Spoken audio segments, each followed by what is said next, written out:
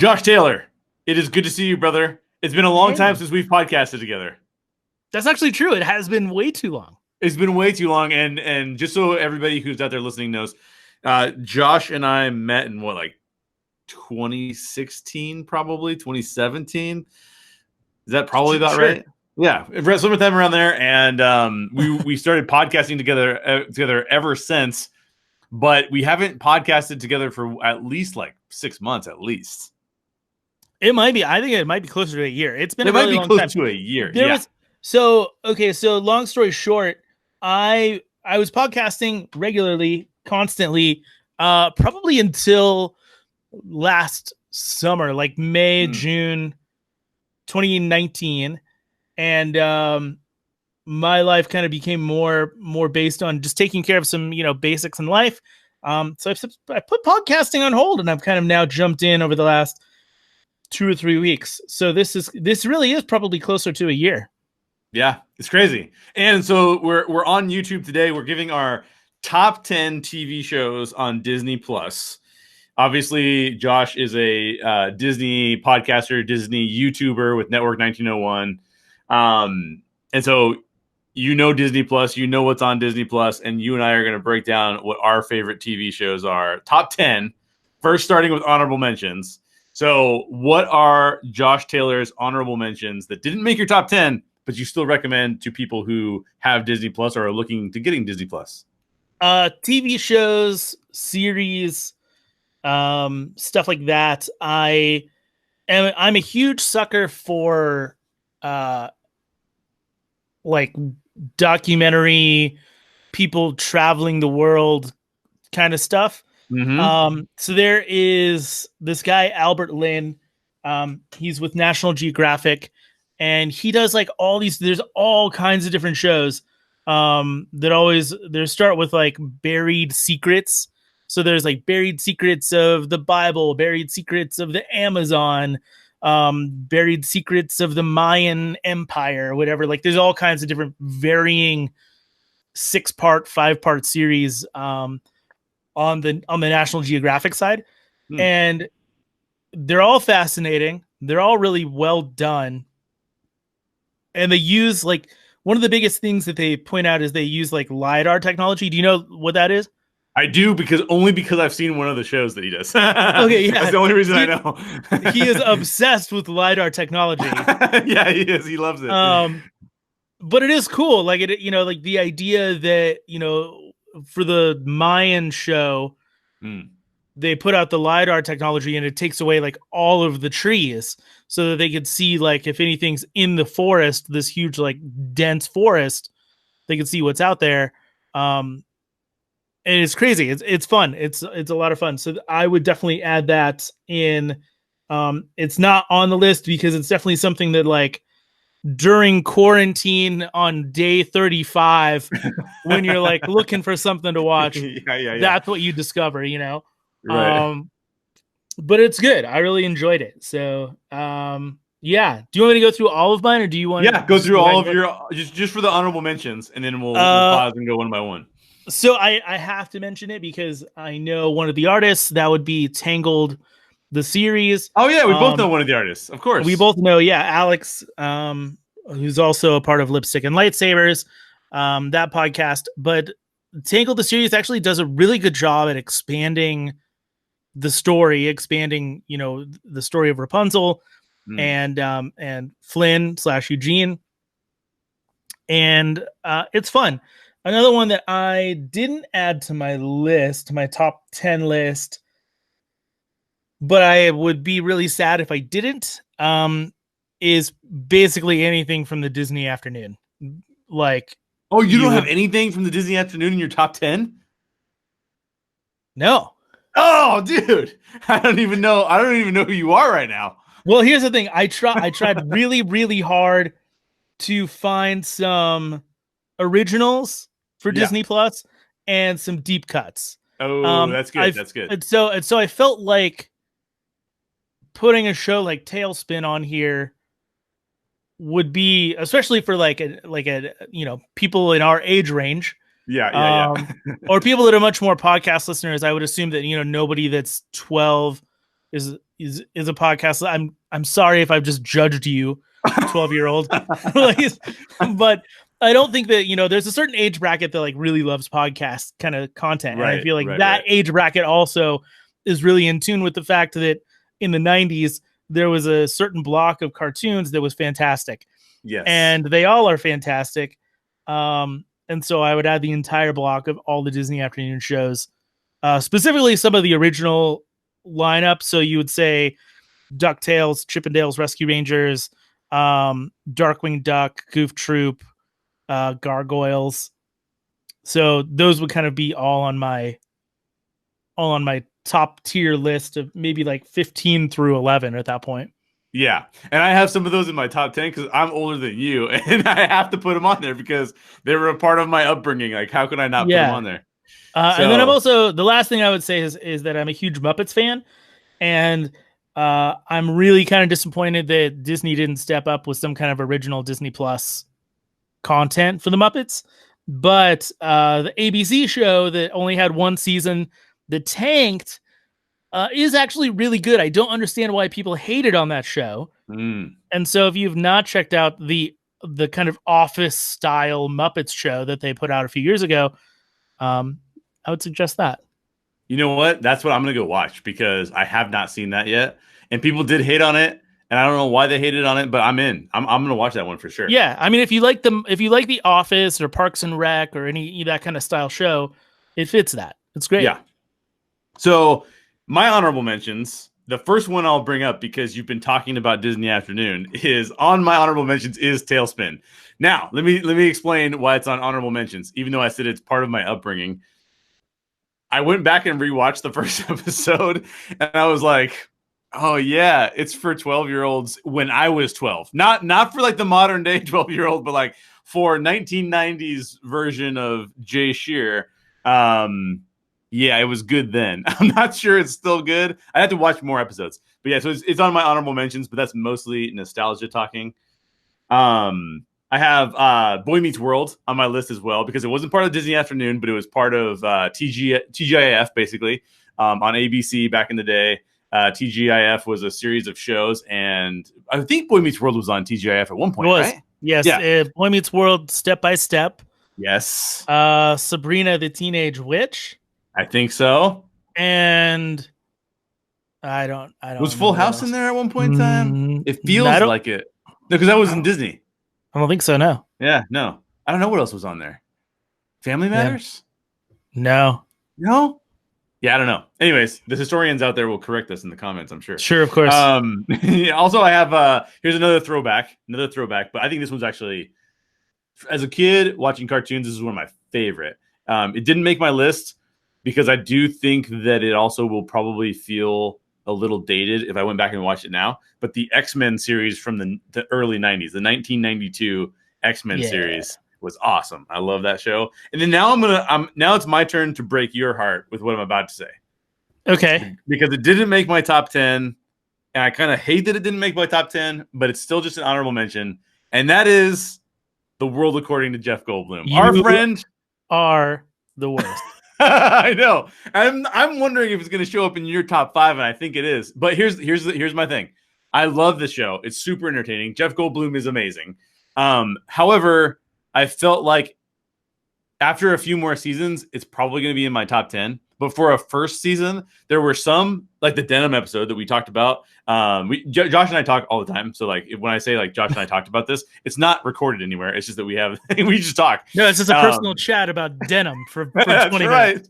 And in the denim episode is amazing. Like you got to go watch the denim episode. Then there's other episodes that are like, it's still figuring itself out, I think, in many regards. And it's going to be even better in season 2 is my prediction.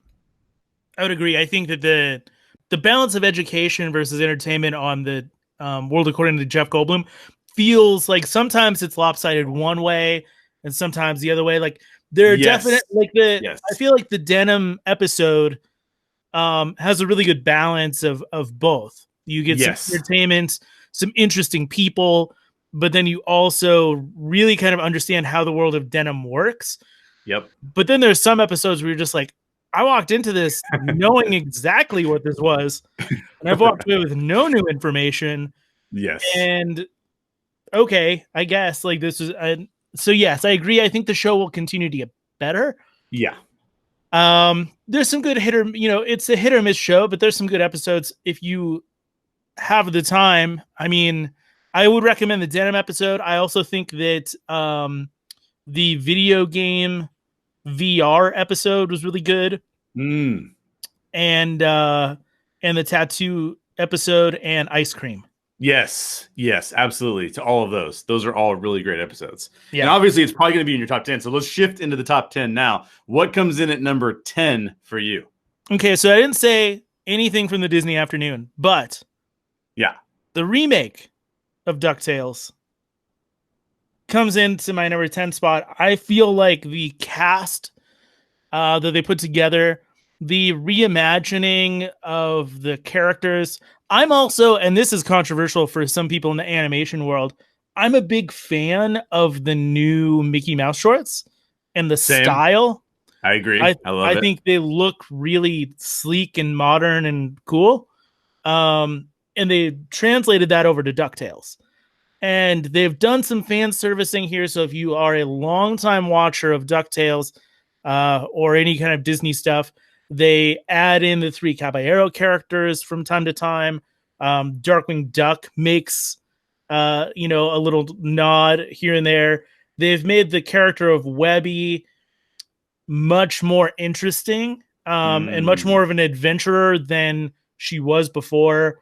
I think it's a really great remake, and I'm dying to wait for the Darkwing Duck reboot as well. Yeah. Yeah, I think that I think you're right about all those things, and I'll talk about it a little bit more because DuckTales does show up on my list at one point in time as well. Ooh, okay. But I'm down with that choice. That's great.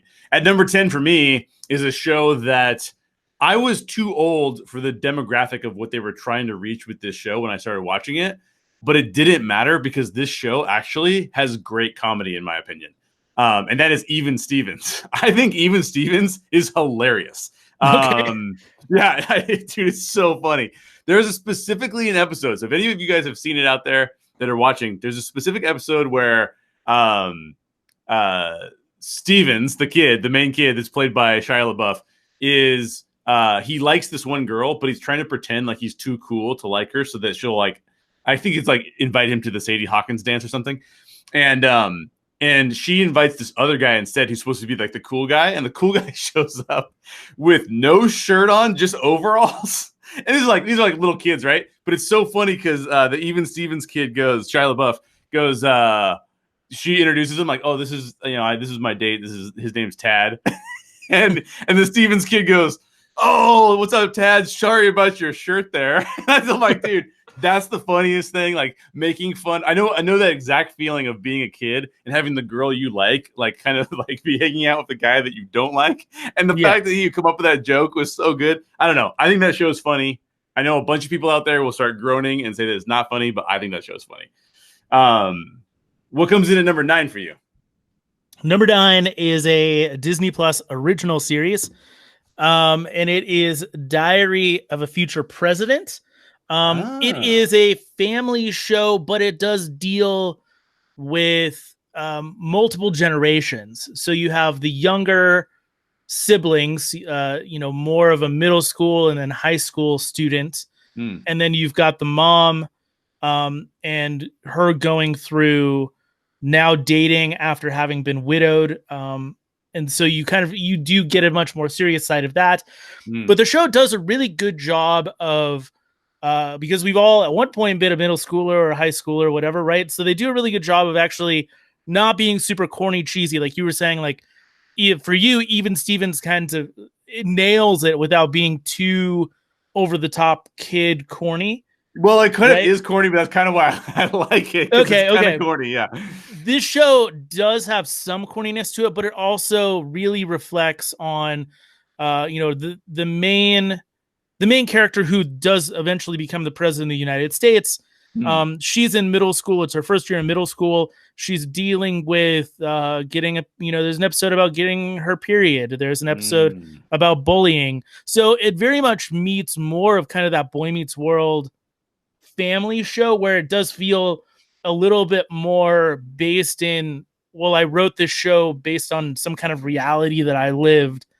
And it always has that kind of Modern Family type of monologue at the end of the episode of like, this is what I learned and this is how it made me a better person, kind of feel good moment.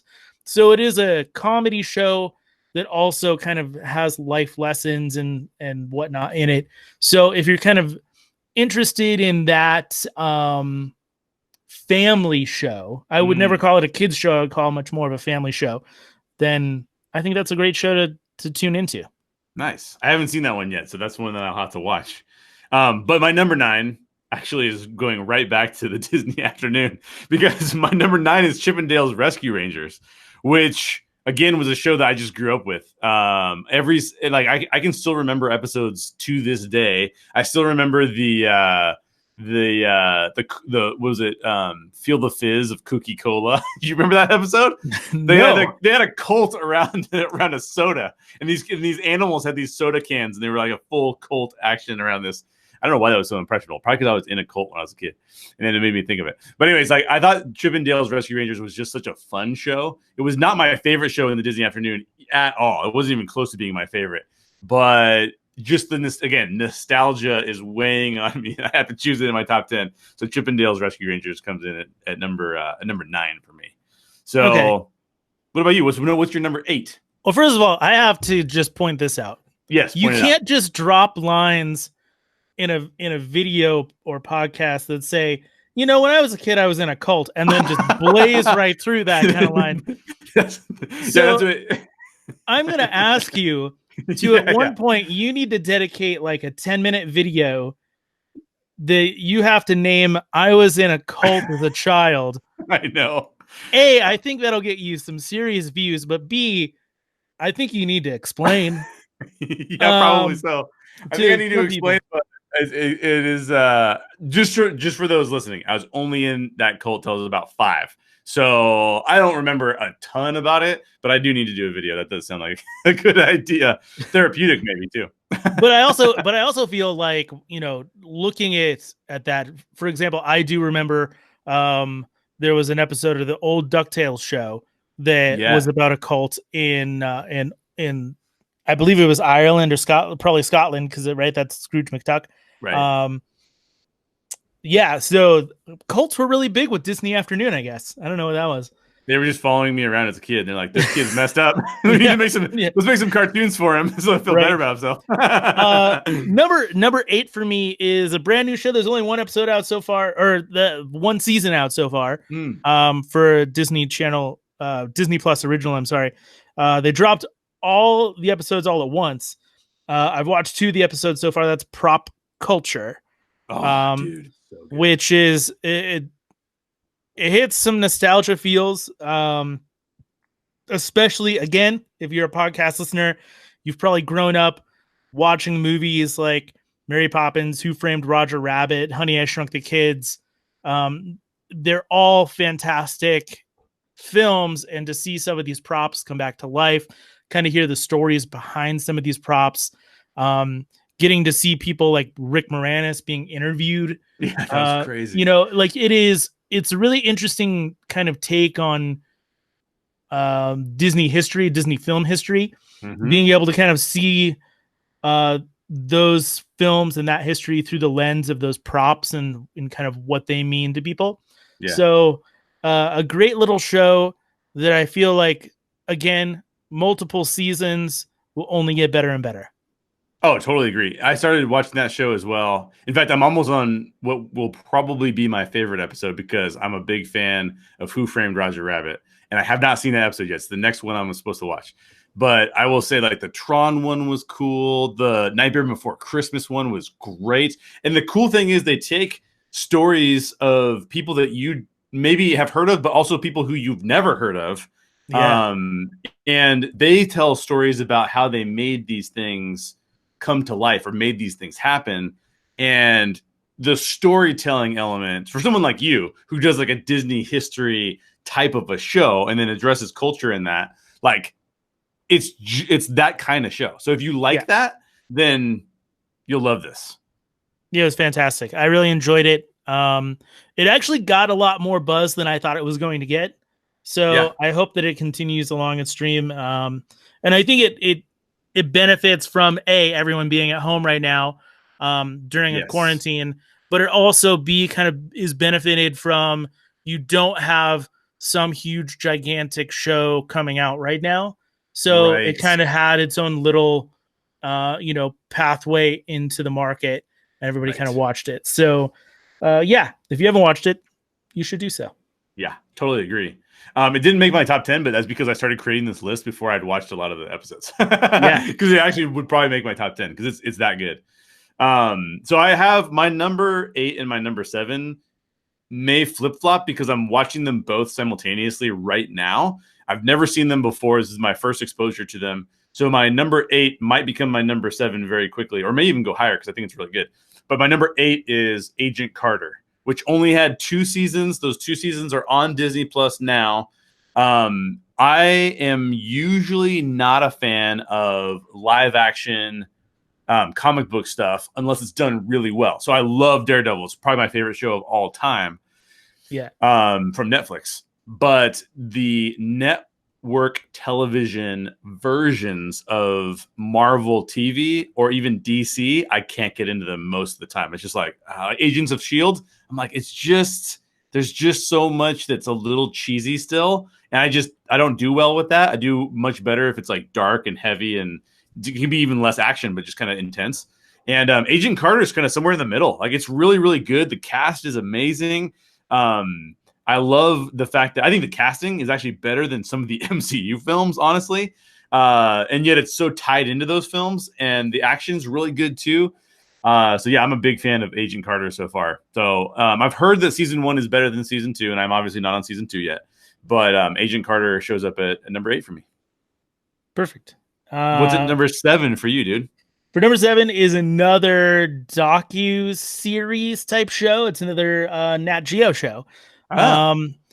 So it's called Year Million. Oh, no way. Okay. And it describes not the year 1 million. The idea Year Million is kind of that distant place where like humanity and technology kind of really do meet. So it's actually a show. Weirdly enough, it's kind of like one of those doomsday shows where it's just like, what if robots were real and took over? But they get a really good blend of people who you should actually talk to, scientists, doctors, things like that. And then they get stand-up comedians to fill Nice. out the roster for some reason. But they do a really good job going through different scenarios of like robots for one, or like, for another episode, they talk about what if we solved the idea of mortality. Oh, no way. We're able to stay alive for the rest of our lives. What if we could bring a human back from the dead? So those kinds of questions of ethics, morality, meeting technology, and then being able to talk to some of these like top scientists and stuff is really a fascinating kind of conversation starter. And then on top of it, and I don't know why they did this, but it adds this kind of a weird, strange layer. They hired different actors to play a family, and that family is throughout the entire series. So everything kind of happens to them throughout the whole. So it's weird because you're watching this dramatic reenactment while also, so it's like, it makes it almost creepier to watch these people, like happen, like these doomsday types of situations. But yeah, it's really good. I think it's actually a little hidden gem. Because when you go to the Nat Geo side, when you click on that logo, there's so much stuff that's like dog whisperer or vet care. Yeah. There's not a lot of stuff like where it feels like I'm actually going to learn something interesting and it's going to be really thought provoking. And Year Million is really a super thought provoking show. Interesting. I like that. I haven't seen that one, so I'll have to check that out. That sounds cool. Number 7 for me, I mentioned we could swap number 7 and number 8. It's another Marvel show, And I had not seen this show either. The show was originally on Hulu, and I don't have Hulu, so I wasn't able to watch it. I was not expecting this show to be as friendly to adult audiences as it is. In fact, I would argue that some of the jokes and some of the themes are actually a little bit more mature than I was expecting to be on Disney Plus. They're not like R-rated themes or anything, but they're more like, for sure, teen-based sort of themes in a more realistic way, not just a cheesy way. And that is Marvel's Runaways. Marvel's Runaways is really, really good. And the acting, the actors they got for these roles, high school casting can be pretty rough because you just don't know what you're going to get. And sometimes it's amazing, and then sometimes it just kind of misses the mark somehow. And it depends on the tone of the show you're trying to make and stuff like that. But Marvel's Runaways really gets it really, really well. It keeps battling back and forth with, like, there'll be a really good episode of Agent Carter, and there'll be a really good episode of Marvel's Runaways, and I'm like, oh, I don't know, they're both really good. But I recommend both of them because I'm new to them and they're fantastic. And Runaways benefits because it was a Hulu original show. So your idea of network television needing to adhere to a wide audience, right, isn't really there. Yes. Hulu is making niche television shows.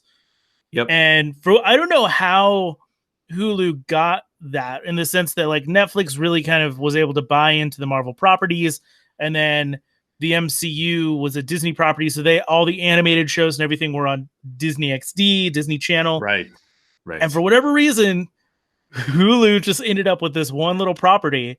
Yeah, no, it's weird.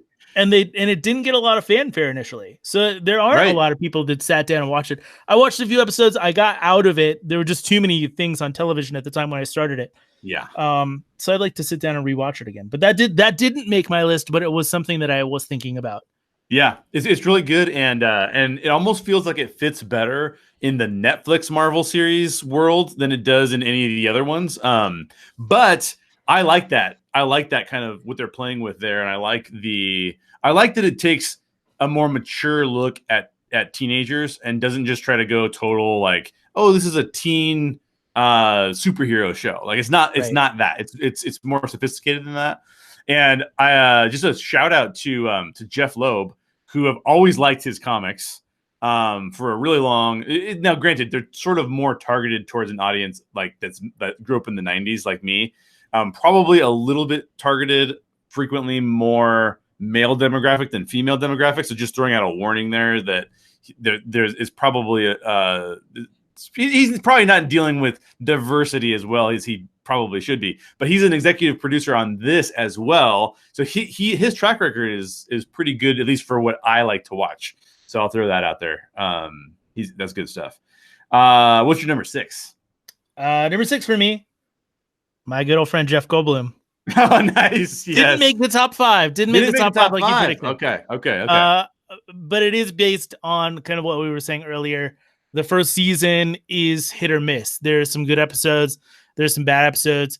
I think that certain shows that, like, really did well with the week-to-week release. Like, now with Netflix and Disney Plus and Hulu, soon we'll have HBO Max and Peacock as well. But there's this kind of benefit of, do you drop everything all at once, or do you go week to week? I feel like The World According to Jeff Goldblum didn't do as well as it could have if they just dropped all of the episodes at once. Like, having the anticipation go from week to week really made those bad episodes stand out a little bit more. Right. Totally. If they dropped them all at once, you could have given it maybe some extra points. Maybe it would have made my top 5. But because there were some weeks where I was just a bit disappointed, it's at number 6 for me. Yeah, that's fair. I think that's fair. Like we talked about earlier. I mean, that makes a lot of sense. My number 6 is probably going to surprise a lot of people. I did not grow up with this show. For a lot of people, in fact, people that we know, I don't know if Adam Vargas is going to watch this, but he's probably going to put this at number 1. I would assume this is in his top 3 at least. But I didn't grow up with this show. Because I wasn't allowed to watch it. My post-cult days did not allow for this show. But The Simpsons comes in at number 6. I've been rewatching The Simpsons because my wife did watch it growing up. And so she's already seen a bunch of it. And so she's sort of introducing me to it, so to speak.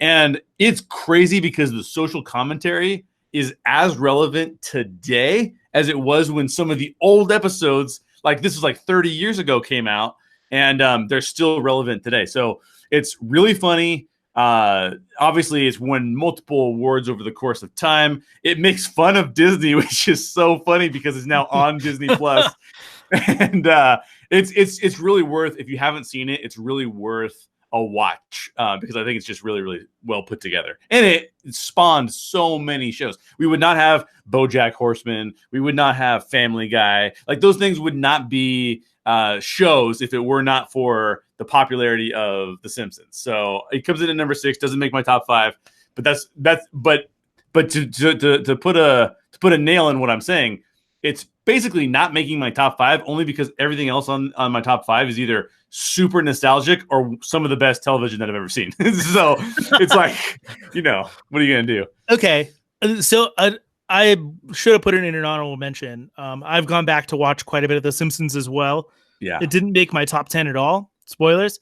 But The Simpsons is interesting because looking back at history, there were no primetime television cartoons since Hanna-Barbera's heyday.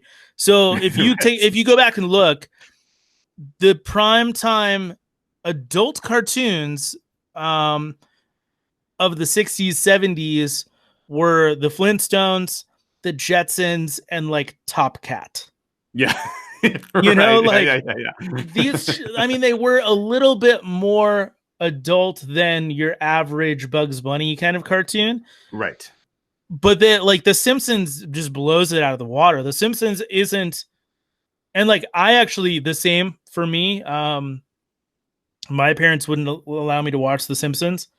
But now I go back, I'm like, I've seen way worse than this. And I saw way worse. I snuck in some TV shows where I saw some way worse at that time. Right. But there are some really good themes playing out. And I would actually say that it's a show that has way more heart than most people probably think it does. Yeah. The very first episode when you have the Christmas special and Homer, the whole goal is that Homer is trying to just supply his family with a really nice Christmas. That's a really good message to give out to people. Right. And that the family accepts that he tried really hard and it didn't make it completely, but that's okay because he showed the love through trying to do all that stuff. Like, such a fantastic episode 1 for any show. And they do build off of that. It has a lot of heart and a lot of love. Those characters do love each other despite the choking and cursing at each other and stuff like that. Right. So yeah, I'm all about The Simpsons. Yeah, Simpsons is great. Simpsons is really good. So now we're in our top 5. What is your number 5? Number 5 for me is a show went way under the radar. Okay. Is actually a Disney Plus original. Was not advertised as a Disney Plus original, and because the reason why is because it was actually put out, I believe, in Vietnam or Taiwan first. Oh, no way. About a year ago. And it actually wasn't even put on television. It was an internet show. Okay. And was then for the US release or English release was just tossed on Disney Plus. And that is The Legend of the Three Caballeros. Oh, no way. I didn't even know that was a thing. Yes. So The Legend of the Three Caballeros is it feels like a Disney afternoon show. I'm in. They've changed some of the characterizations around, right? So if you go back and watch the original Three Caballeros, you've got Panchito, which he's probably he's a little bit crazy, but he's probably the more modern of those characters, because you have Jose Carioca, who's much more ladies' man / womanizer. So they've definitely nixed that storyline element of him. And then at that point, when they made Three Caballeros, they had not created the Daisy Duck character at that point. So Donald was also lusting for the ladies. So he no longer does that. Probably good for the kids. because he has Daisy and other people in his life now. But it is a adventure show where all the episodes tie together. Basically, they're going on an Indiana Jones style quest through time and space. So you're telling me it's a Disney afternoon show that's like Indiana Jones? Because if that's true, I'm in, dude. I'm so in. It is a Disney afternoon show that combines elements of Indiana Jones, in the sense of mythology, and combines time travel, to be able to fight different, bosses in every place to be able to get to the end treasure that they need. It's fun. It's really fun. Dude, It's a short series of like 6 to 8 episodes, 30 minutes each. It's not a hard watch. Go watch it right now. Yeah. I think we need to end the podcast so I can go watch it right now. Like, basically what you just did was read off all of the things I'm interested in. Like, by the way, they created this show. Like, sounds amazing. I also feel like you trust me on this because the last cartoon I recommended to you probably is also on your list. Oh, for sure, dude. It is on my list. Yes. Perfect. Yes, it is. Yes. So I totally trust you on this. That sounds awesome. I'm going to go watch that as soon as I can.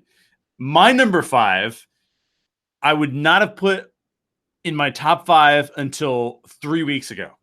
Like, literally, I had massive issues with this particular show.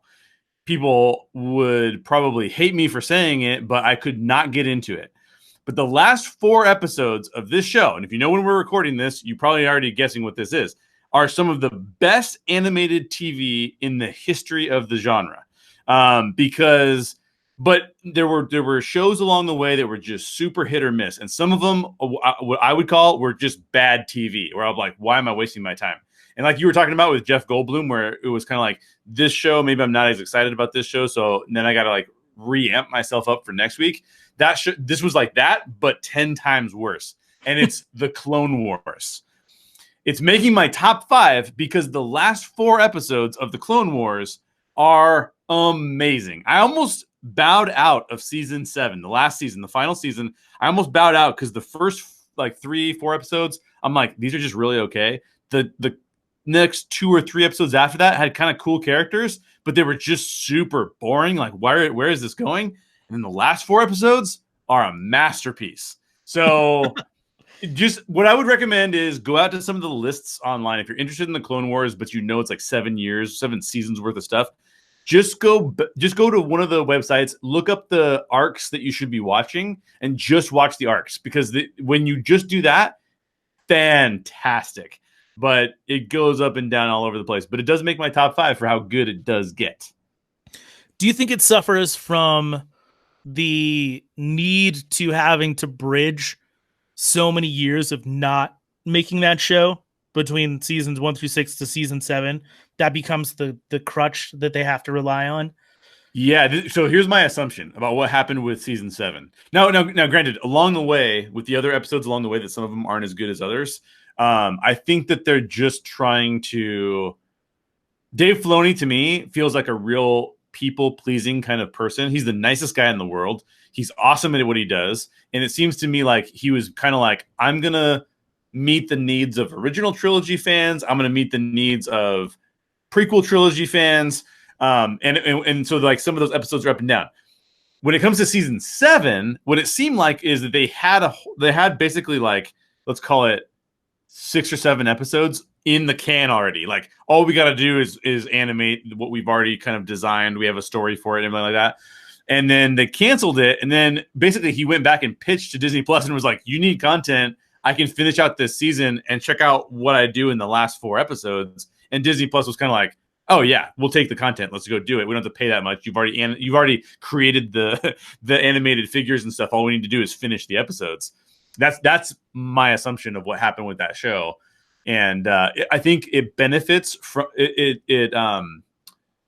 To your point, the bad episodes are due to the delay, but the great episodes are also due to the delay, because like he could really probably think about how he wanted to end some of those storylines, and then he was able to really work that in a really powerful way. So it's kind of like the Clone Wars. It's good and bad, basically. Right. Yeah. I think, and maybe this is a thing for another time, but I, like going back and now watching, it didn't make top 10. But they've just recently dropped the first episode of kind of the behind the scenes, the Disney gallery of The Mandalorian, talking to all the directors, which really heavily focuses on Dave Filoni and kind of his getting into Lucasfilm, basically. Which is a fantastic story, by the way. It is a fantastic story. But it really kind of shines a light in the fact that like Dave Filoni is the heir to the Star Wars throne from George Lucas. Yeah. And that we really should be paying more attention to what he has to offer. I think that the Clone Wars, when he was first brought on, right, he was the new guy, so maybe he didn't have that much of a say. And it does seem like he had a lot more leverage going into this kind of reboot into the series. Obviously, like he's been involved with The Mandalorian and other things too. Yeah. So we should just give the company to this guy. I know, dude. I know. And he's also like, he seems like he's well respected. He's a very soft-spoken, humble guy. He's not like somebody who just thinks they're the greatest thing that's ever happened. He's very humble in the way he approaches things. I was very impressed with the documentary feature you're talking about on The Mandalorian. Yeah. I was very impressed with him on that because he was not coming off as, he clearly knew more about Star Wars than anybody else in the room, but was not 100%. Acting like that. He was acting like, I mean, George Lucas, I just got super lucky, and like George is cool, and like, yeah, he just came off really, really well. And so it kind of made me that and the last 4 episodes of the Clone Wars just catapulted Dave Filoni into like one of my top Star Wars people. So yeah.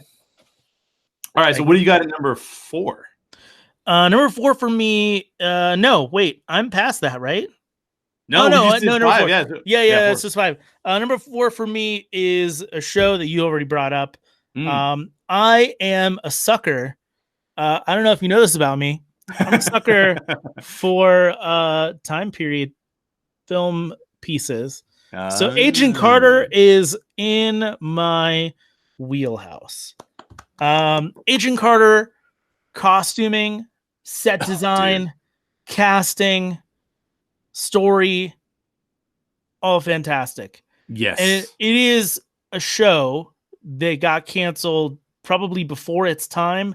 Maybe that's a good thing. True. But also I kind of feel like if you were going to do something with the MCU, maybe if Marvel needs the content, if they need to do something different. I mean, they've already got so many other things they've already named off. But I would not mind a Agent Carter made for TV movie kind of thing. Oh yeah, dude. That'd be awesome. Dude, put a movie in the theaters. I would rather see if you said that that some major filmmakers were going to make an Agent Carter movie or a Black Widow movie.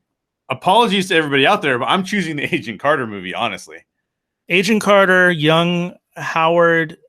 I mean, yeah, get Howard Stark in there, get Agent Carter in there, do something crazy, make some kind of Dick Tracy crime drama scenario. Yes. That's overly comic booky. I am all for it. Yeah, I'm super in. So that's at number 4 for you. That's awesome. That's awesome. Yeah. I'm brand new to Agent Carter, but I'm so impressed that that it makes sense to me for sure. So I'm going to go back. My number 4 is going to go back to the Disney afternoon to what I think is the best show in the Disney afternoon. It's already made your list. So you agree with me that it's great. But DuckTales. DuckTales is just I mean, DuckTales, you want the original, right? You know, I pick interestingly enough, Network 1901, you were not on this show, but I was on a Network 1901 show to talk about DuckTales coming back. And so I watched the first 2 episodes of the reboot, essentially. Yeah. And I just haven't had the chance to go back and watch more of the reboot, but I loved it. So I loved the old shows initially for the first minute and a half of the new shows. I'm thinking to myself, like, that's not what Huey, Dewey, and Louie sound like. And once you get past that initial shock of like, wait a minute, where are they going with this? I loved it. So I just haven't had a chance to go to watch enough of it yet. But I'm basically talking about both the old show and the new show, because what was on the Disney afternoon, it was full of adventure. It was really funny. It had a lot of heartfelt stuff in it as well. And I just love that kind of thing. So as you pitched the Three Caballeros show to me, I'm thinking like, yeah, that feels like what I loved about DuckTales growing up. And I'm super down for that. Yeah. Also, can we just point out in the new series, David Tennant is Scrooge McDuck? I know. And that's a level of geek that I'm just down for. Yeah, it's like super meta. It's just like super meta. Like who can we get? But like, you even have like, Ben Schwartz is on there as a voice. Yeah. Which is such a bold choice. Like we're gonna get like comedians that have their own voice and they're gonna put that on the characters. That's such a risky thing to do, but it just turns out really well for this show. Yeah, it really does. They did a really good job in the casting. And it's something that like when they do stuff like at Disneyland, they did kind of a meet and greet type of thing with the cast of DuckTales. They did like a live script read at Disneyland. No, and then they've done, I think like since we've actually gone to quarantine, they've done a live script read like on like a Zoom kind of thing, whatever. But like these are the types of things where it's like, okay, you cast this show with a bunch of semi-famous people, right? They would have kind of a niche following. Yep. And they're going to show up A, because it's DuckTales, but B, because of these people. Yeah. And it's going to just give more marketing power to the show in general, which is great. Totally. Smart move from Disney without really having to try to market it. Just put these people out in front of the camera. Absolutely. Yeah. Then they're awesome. Yeah, I love it. I dig it a lot. We're into the top three, man. What's at number 3 for you? Top 3 for me. A lot of docu-series type of stuff for me. I think your number 3 is also my number 3. Is the Imagineering story. Yes. It's also your number 3? Also my number 3, man. I loved it. I think we have the same top 3. I'm going to be honest with you. We might have the same top 3. It would be awesome. The Imagineering story from top to bottom was the most comprehensive show about the Disney parks in general. Obviously, it's made by Disney. It's got some bias behind it. They're not going to tell bad stories about stuff. Right. Although I was surprised at some of the people that they showed in positive or negative light, depending on what choices you want to make there. That was kind of interesting too. But overall, I felt like if you're brand new to the Disney parks, brand new to maybe wanting to know a little bit of history, like, hey, I went to Disneyland with my family.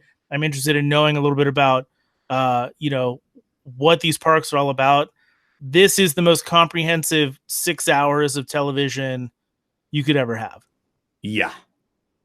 Yeah. And it's so I met Josh because he was doing a lot of Disney history, Disney cultural relevant topics kind of interweave together. And then through Josh, I met the Theme Park Pulse Unpacked crew.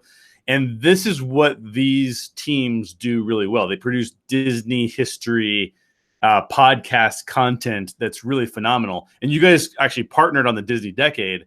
And so that kind of primed me for the Imagineering story.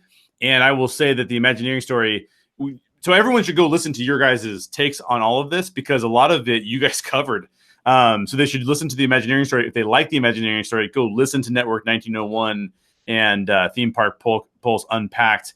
The Disney Decade would be a great one to start with. Also the Walt, what'd you call it? What was the name of the Walt one? That was the Theme Park Pulse one. It was just called Walt. Oh, okay. And then what did I do? I don't know. I don't think I did anything else. Too.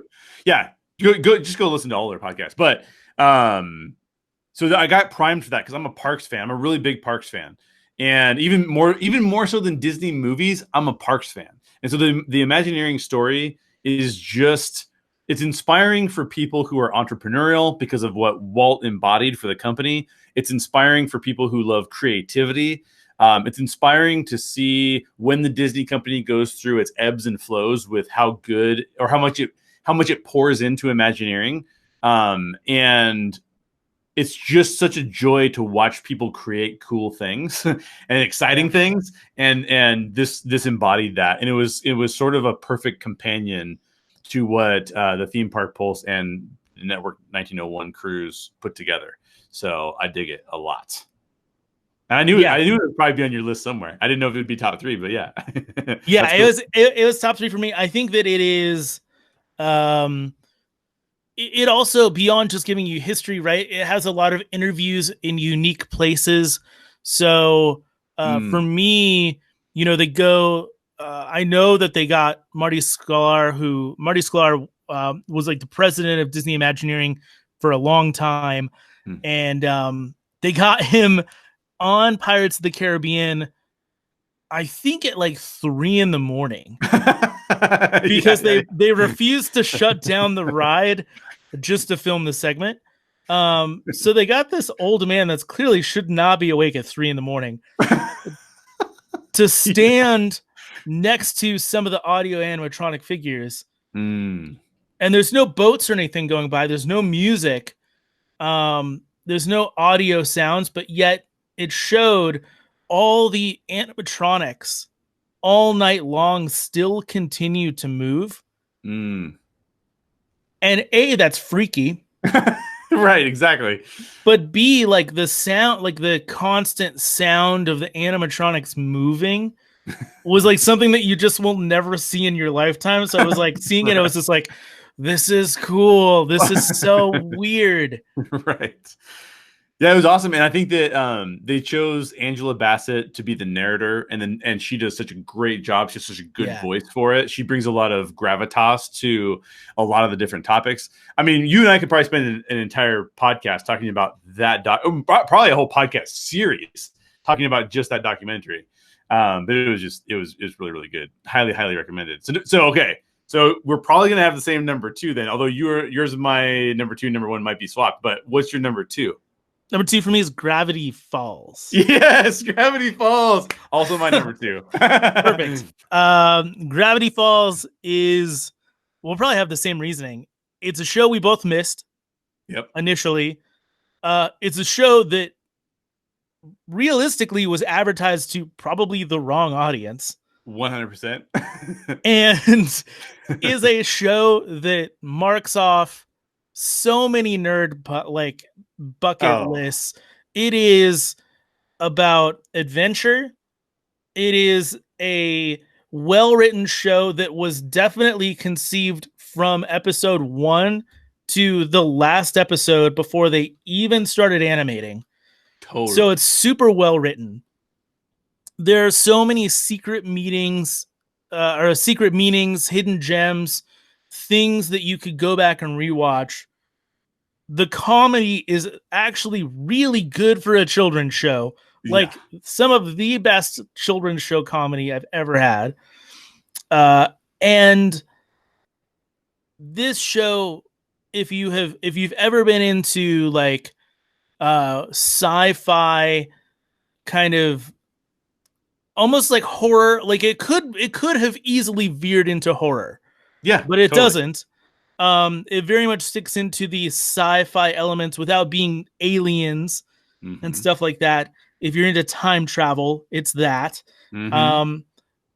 It checks off so many things on my list of what I want out of a geeky show. Yeah.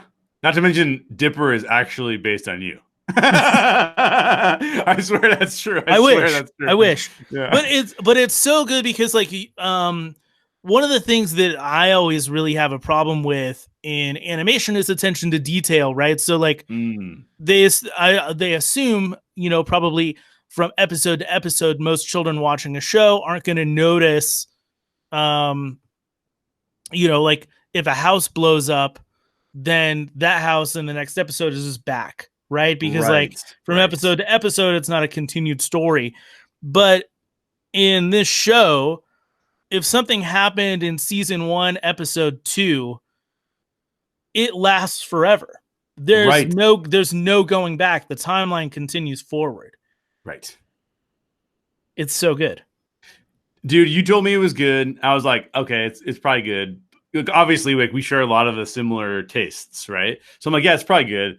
I start watching it and I'm like enthralled. I could not stop watching it because it was like you already said it. Like the audience that they marketed it to, I think, is completely wrong. Not that it couldn't be watched by 12-year-old. It can be watched by 12-year-olds. The two main characters are 12 years old, but it can easily be watched by anybody who's 30 and above. The show is able to attain a level of humor, and it's some of the same creators are the same creators behind I believe if I'm not This is if Rick I'm and not Morty, yeah. Rick and Morty, yeah. So they have an ability to bring sort of more adult themed humor without crossing any lines. It's not like that, but things that adults will understand and will laugh at are all included throughout the entire course of this show. It's completely ridiculous most of the time, but in a really fun, funny way. And they keep getting into some more like deeper themes with things. There's some family drama with things. They always bring it back to the relationship between Mabel and Dipper, the two twins, the twin 12-year-olds. And their friends and what happens with their friends and their friend groups and how they're interacting with each other.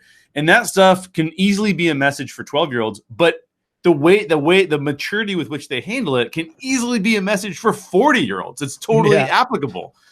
So, and so I would just say, like, even if you don't like animation, I think if you don't like animation, you would still like this show, personally speaking. I would agree. I think that it is a show too that I feel it came not in the streaming age, right? Like it came out in the streaming age, like there was Netflix, but I think it first was on air like 2011, 2012. Yeah. It's its own interesting history too, because it's only 2 seasons. Right. The first season was on from like 2012 to 2013, and then they took like 3 years off. And then came back with the second season. And I can only assume that like Disney played some of these episodes out of order off and on just to fill time slots. Sure. But this series is a streaming series. It demands you to watch it multiple episodes at a time. It demands you to pause it and rewind. And then to go back and think about, okay, now that I know this information, things that happened earlier now have more depth and meaning. Yes. It's such an in-depth adult show in that way. Like the idea behind most kids cartoons, even the Disney Afternoon, even though we love them, those shows were meant to be consumed for 20 minutes at a time or 23, whatever, the length of a show is. Right. And then kind of forgotten about. Like if you didn't watch last week's episode, it will not matter. Right, exactly. Yeah, exactly. But unless it said to be continued. That's the only time. If it said to be continued, that's the only reason it's going to matter. Right, exactly. But like this show demands you to remember what's happened previously. Yeah. Because it just makes the experience so much richer. Yeah. And so what I would say about it is at number 10 for me was Even Stevens. Now, Even Stevens is mostly just a humorous show aimed at, 12 to 15-year-olds, let's call it, or 10 to 15-year-olds. Take Even Stevens, make it a cartoon, and expand the maturity of the humor, and then you get Gravity Falls, essentially. So yeah, cannot recommend it enough. So which is going to lead us to our number ones, which are also going to be the same, I'm assuming. What is the number one? I mean, it's The Mandalorian, right? It's The Mandalorian. It has to be The Mandalorian. It's the Baby Yoda show. That's exactly right. So here's the thing. We're also recording this. What did it come out in November or December? November, right? Was when they launched. Yeah, even maybe late October, even maybe. It was around that time. Yeah. Okay, so it's been, a little over half a year since Disney Plus launched. Yeah. And it's very apparent now at this point into it that they launched with guns blazing. Yes. Mandalorian, Imagineering story, the Jeff Goldblum show. Everything else since then has not really been like that amazing, this is going to change the world Right. type of television show. They announced a whole bunch of Marvel shows. They've announced other Star Wars shows. Hmm. But it's very clear that like they launched this streaming platform way before they were probably ready to. Right, exactly. Yeah. Because there's been a lot of lulls Right. in some of the, so like looking even at the month of May 2020, they dropped a bunch of stuff for May the 4th for Star Wars Day. So you got the behind the scenes of The Mandalorian, you got the last episode of the Clone Wars, and then they put up episode 9, which you can either hate or love. It's up to you, Jay.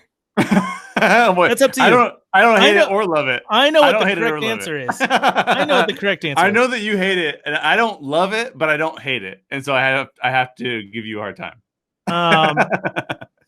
But the thing is, The Mandalorian dropped, and then there have been some good moments that I said like Diary of a Future President was good.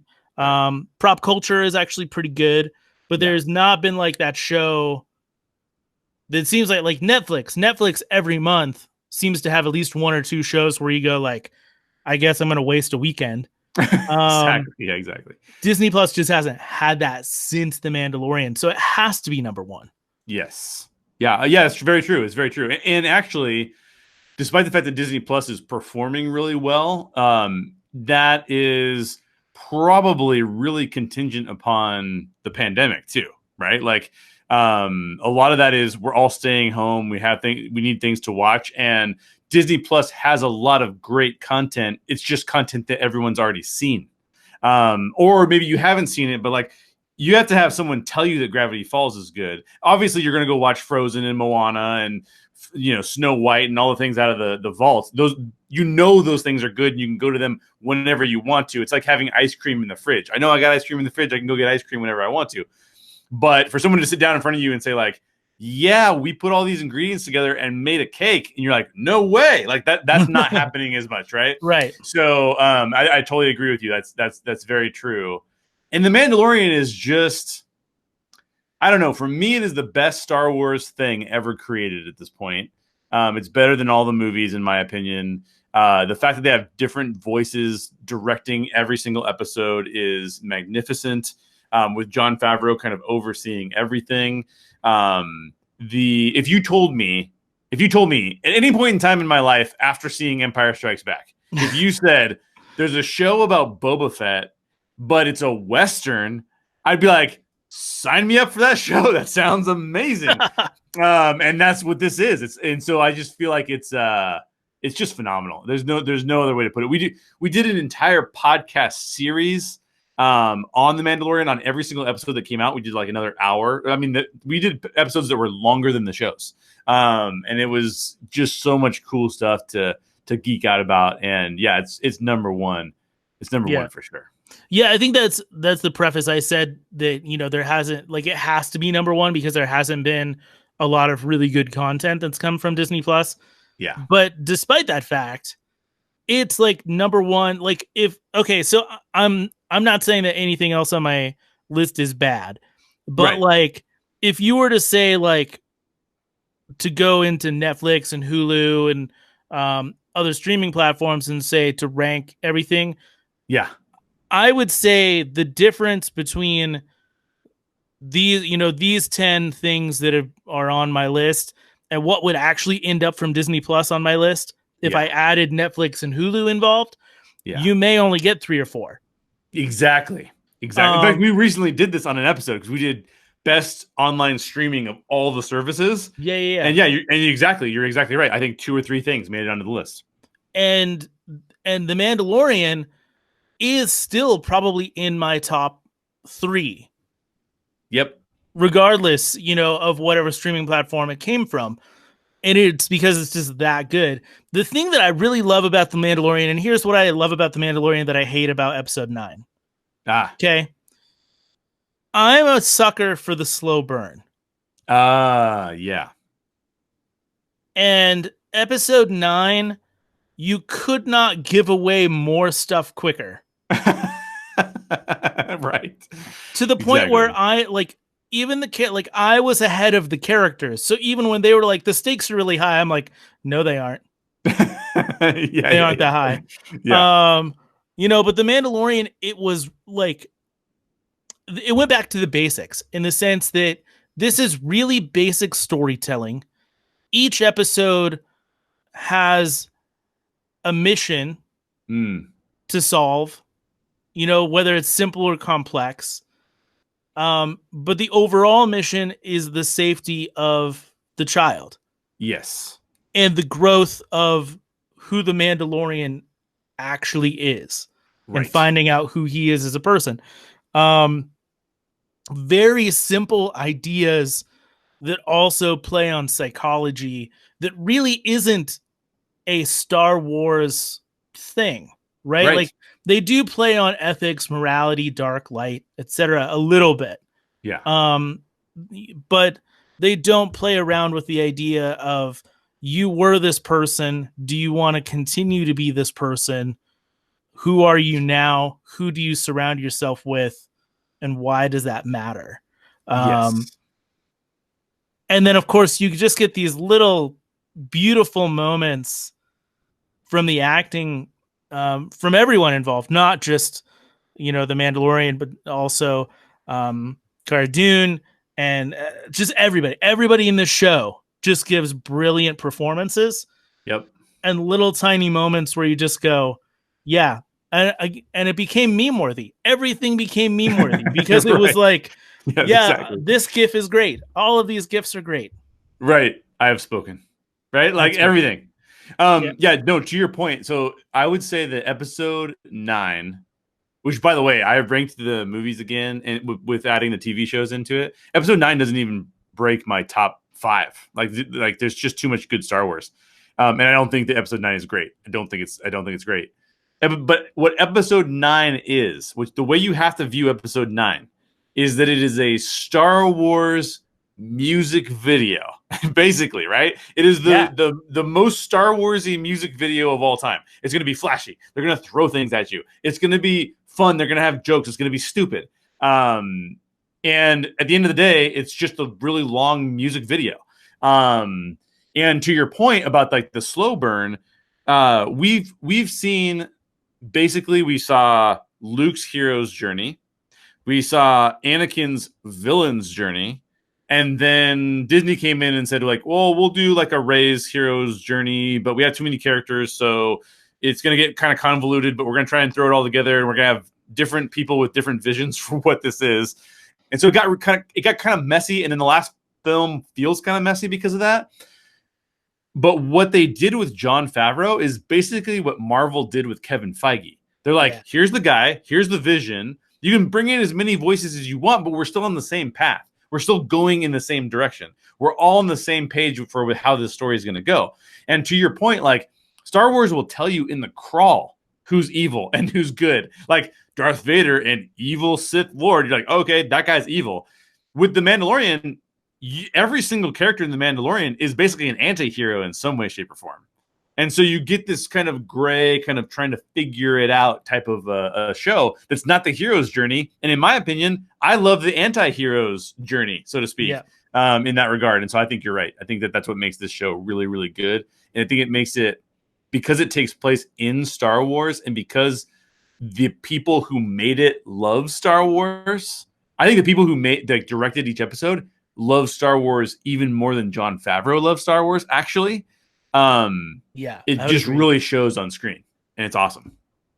And everybody brought their own taste. Every episode feels slightly different and fresh, while still being cohesive. And I know some people really dislike kind of the middle portion where it seems like, okay, this is the one-off episode of this mission for the week.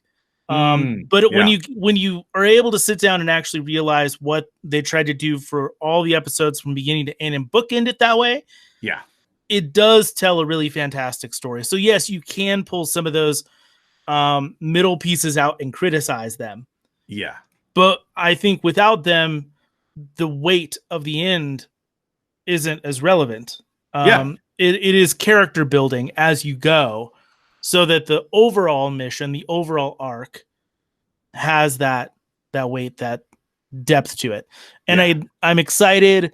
I'm excited to see where they still go with the Mandalorian, but I also do feel like if they ended it at where they ended it, it's perfect. I know. I totally agree with that. In fact, I'm pretty excited because some of the directors for season 2 have come out and said like, "Hey, by the way, I directed an episode of season 2," and some of those directors are really exciting to see making Star Wars content. And so that kind of gives me hope. But I totally agree with you. The same thing happened with HBO's Watchmen.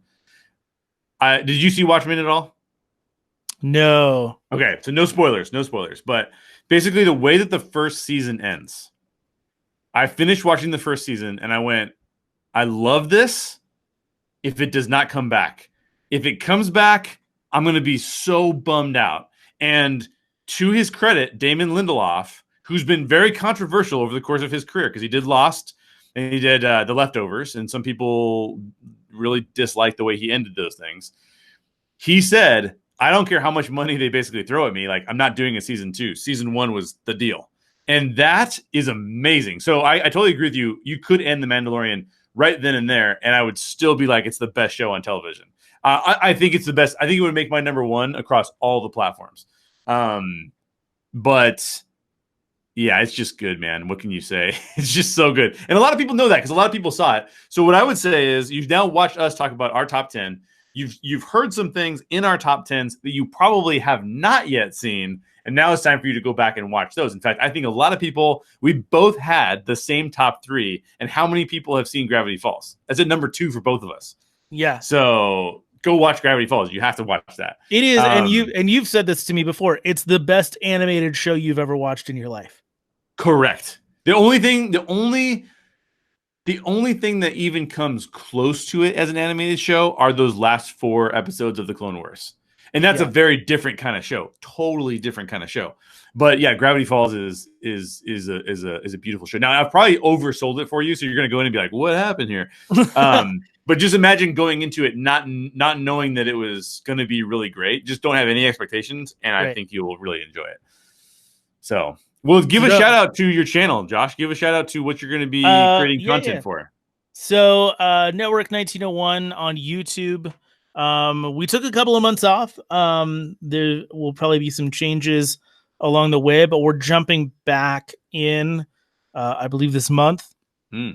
So at least a video a week, I believe, maybe a video every other week. But we're trying to focus on Disney history and also telling cultural and social ideas through Disney. So, for example, looking at the idea of classism through Lady and the Tramp, something that, we're talking about TV shows here, but one of the movies, the Disney Channel or Disney Plus original movies, Disney Channel original movies are way different.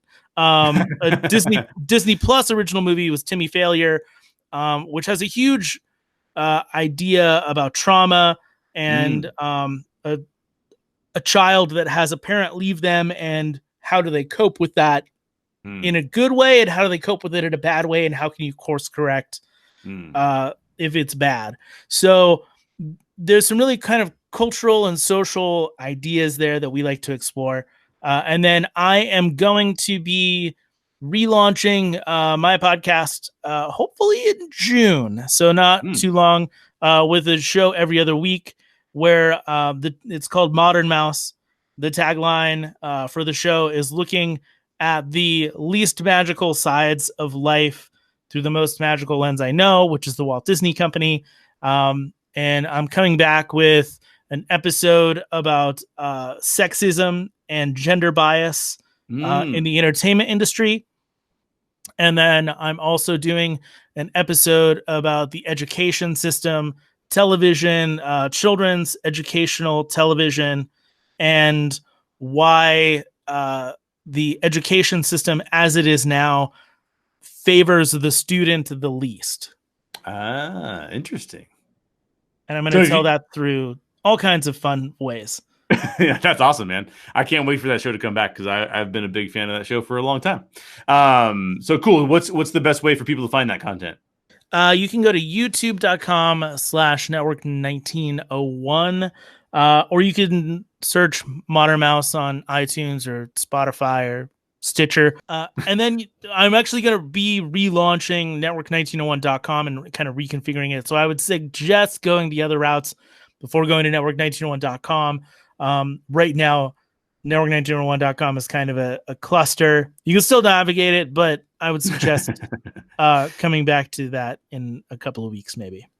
Perfect. Well, Josh is a friend of mine. Go support his channel. His channel is way bigger than mine, anyways. You have a lot more followers than I have, so go check that out. And there's your top 10. That's the final word. No, but actually, leave your top 10 in the comments down below. We'll catch you on the next video.